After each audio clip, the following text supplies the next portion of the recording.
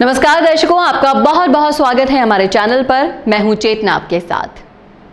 बढ़ती असुरक्षा के मद्देनजर दुनिया में हथियारों की होड़ बढ़ गई है। कई देश रक्षा बजट बढ़ा रहे हैं तो कई परमाणु हथियारों से लैस देश अपने अस्त्रों को आधुनिक बनाने में जुटे हैं। परमाणु बम दुनिया के विनाश का दूसरा नाम है। हिरोशिमा नागासाकी की बर्बादी की कहानियां आज भी लोगों की आंखें नम कर देती हैं।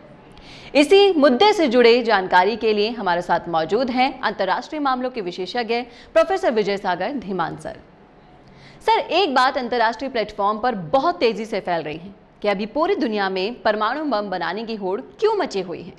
कौन कौन से देश अभी अपनी न्यूक्लियर पावर को और बढ़ा रहे हैं और ये कौन सी नई तकनीक का इस्तेमाल कर रहे हैं, कृपया हमारे दर्शकों को बताएं। देखिए, दुनिया का जो इस वक्त एटमॉस्फेयर है, जो जियोपॉलिटिकल ऑर्डर है, इसमें टोटल ट्रस्ट डेफिशिएंसी है। कोई भी कंट्री दूसरे को ट्रस्ट नहीं करना चाहता और कुछ कंट्रीज ऐसे हैं जिनमें डेमोक्रेसीज स्लाइड पे जा रही हैं और ऑटोक्रेसीज ऊपर आ रही हैं। फॉर्म ऑफ गवर्नमेंट कुछ भी हो, पर उस गवर्नमेंट के दिमाग में क्या है वो ज़्यादा ज़रूरी है। अब जैसे कंट्रीज़ हैं, ईरान है, टर्की है, ये इस वक्त हर हालत में चाहते हैं कि किसी तरह से एटम बॉम्ब्स बनाएं या एटमी तकनीक इनके पास आए और ये अपने आप को सुरक्षित महसूस करें।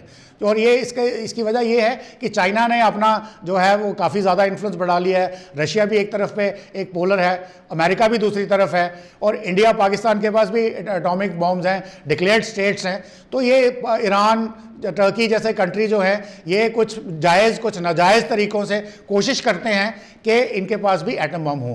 परंतु आपको ये समझने की ज़रूरत है, कुछ आंकड़ों के मुताबिक शायद अमेरिका के पास इस वक्त करीबन 8000 के करीब एटम बम्स हैं, शायद ज़्यादा भी हो सकते हैं। और ये सारे के सारे मोस्ट प्रॉबली गुआम आइलैंड्स पे स्थित हैं।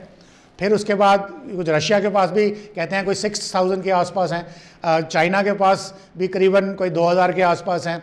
इंडिया के पास 200 की फिगर है, पाकिस्तान के 250 की फिगर है।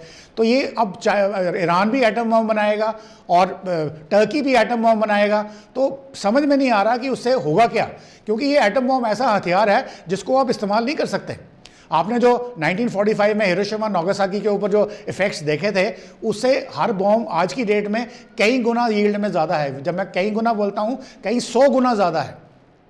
तो उस केस में अब एक अंदाजे के मुताबिक ये बताया जाता है कि अगर सिर्फ 100 एटम बॉम्ब्स आप एशियन कॉन्टिनेंट के ऊपर फोड़ दें तो पूरी दुनिया एक क्लाउड में ढक जाएगी और क्लाउड वो ऐसा होगा कि आपकी ओजोन लेयर को वो खा जाएगा। उसके बाद जब वो क्लाउड हटेगा और सूरज की गर्मी आएगी तो दुनिया में कुछ भी ऐसी चीज़ नहीं होगी जो जल नहीं जाएगी सूरज की गर्मी से। आज सूरज की गर्मी आपको जला नहीं पाती क्योंकि ओजोन लेयर में वो सारी गर्मी अब्जॉर्ब हो जाती है और जो आपके पास जो लाइट आ रही है वो मीठी लाइट आ रही है।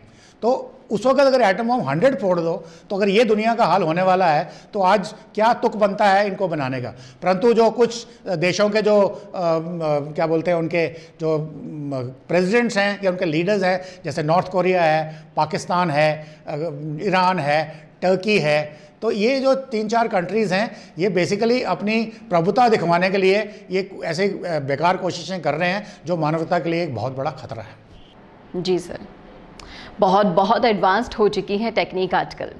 सर बहुत बहुत शुक्रिया आपका इस मामले पर सारी जानकारी हमारे दर्शकों तक पहुंचाने के लिए। तो दर्शकों, अंतर्राष्ट्रीय मामलों से जुड़ी हर छोटी बड़ी जानकारी के लिए जुड़े रहिए हमारे चैनल के साथ। नमस्कार।